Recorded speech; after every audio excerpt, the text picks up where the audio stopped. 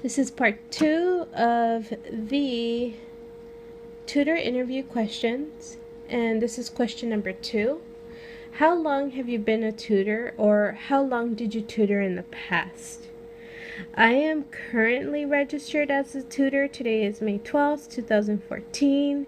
However, I am not tutoring. So I have been a tutor for, I believe, 2 years.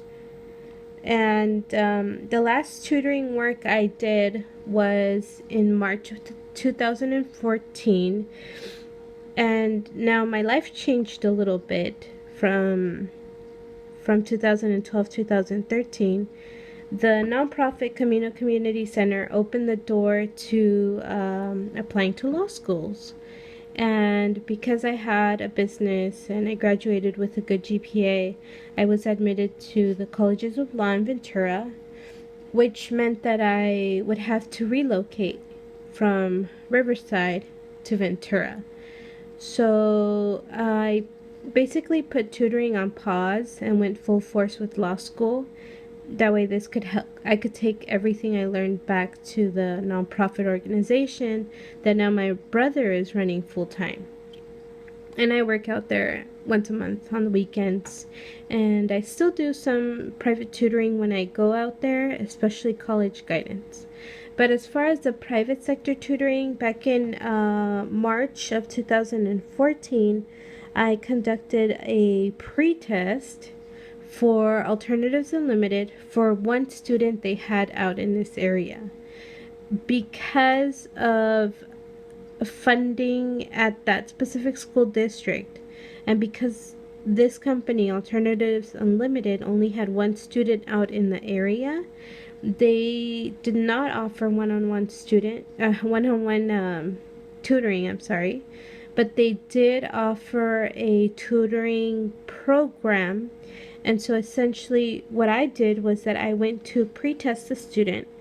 And what a pre-test consists of is similar to a standardized test, California STAR exam. And it has different types of questions. The parent selects whether they want the student to be tutored in math or in English, depending on what the student is struggling with. And so for this specific student, I tested in English, and I basically submitted the Scantron back to Alternatives Unlimited, and then they graded the exam and then basically created a program for this student, and they lended a laptop with a wireless USB drive so that the student can complete the tutoring online by herself. So essentially I've been a tutor for 2 years, and if there were more students out here, I would tutor through the private sector. I don't know if I would tutor in the privately for myself, because I just I don't want to charge parents that much for tutoring, and I don't want to underprice myself either. So I have put tutoring on pause for now, but it's still something I'm very much passionate about. Question 3. What do you like best about tutoring? Or what did you like least about tutoring? The best thing I liked about tutoring was the one-on-one teaching and learning that was occurring during tutoring. I can't say the same for all tutors, but coming from a classroom of 35 students and going to tutoring a 1-to-1 student ratio makes a huge difference. Basically, I liked the fact that you could monitor progress and see progress. And so, if anything, I think tutoring might help students that are falling behind and help them catch up. But this only applies if both the tutor and the student are engaged. if they're not engaged, there won't be much improvement. What did I like least about tutoring?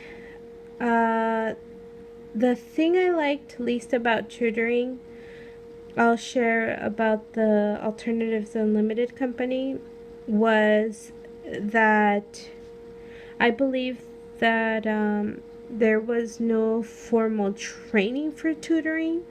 That didn't really affect me because I had my undergrad and experience as a teacher, but I felt that the other tutors weren't that well prepared, especially the younger tutors that were first year college students, second year college students. They seemed a bit lost, and I could tell by our monthly meetings that we would have. So I guess the least thing I liked about the Alternatives Unlimited was the lack of training and the feel of a corporation administering this educational program. So that was a disconnect that I didn't like. One thing I disliked about tutoring with my company, Camino Community, was that I didn't have the resources to tutor more students, and that was due to the grant not being approved. Question 4. Why do you think tutoring is important? I believe tutoring is important because, like I had mentioned previously, when I used to teach, my classroom was overcrowded, and it's very hard for a classroom teacher to have a one-on-one session with their students on a daily basis. It's impossible, and if anything, it seems like classrooms are now more focused on passing these standardized tests, and also behavior monitoring, and most of the time most of the school time is not dedicated to conductive learning. And so I feel that tutoring might be one of the answers to fill that gap. However, I wish that the tutoring programs would be expanded to not just the struggling students, but to all students. And that was one thing I noticed, was that all the students I had were far below average students.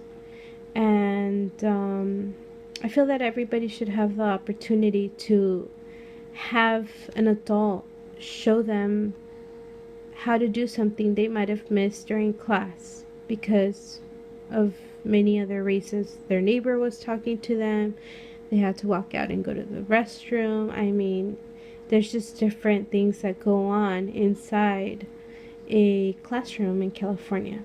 So I feel that tutoring would be a gap filler. Question 5. What do you think is the role of a tutor in helping students? The role of a tutor is to supplement whatever the teacher is teaching. And that's where I felt that there was a disconnect with Alternatives Unlimited, the private company, because they had a specific set of lesson plans for every student, regardless of how behind they were, if they knew how to read or not, if they knew their basic math skills. It was just one basic set, where as if there was a program designed to cater to each student, very similar to an IEP, an individualized educational plan.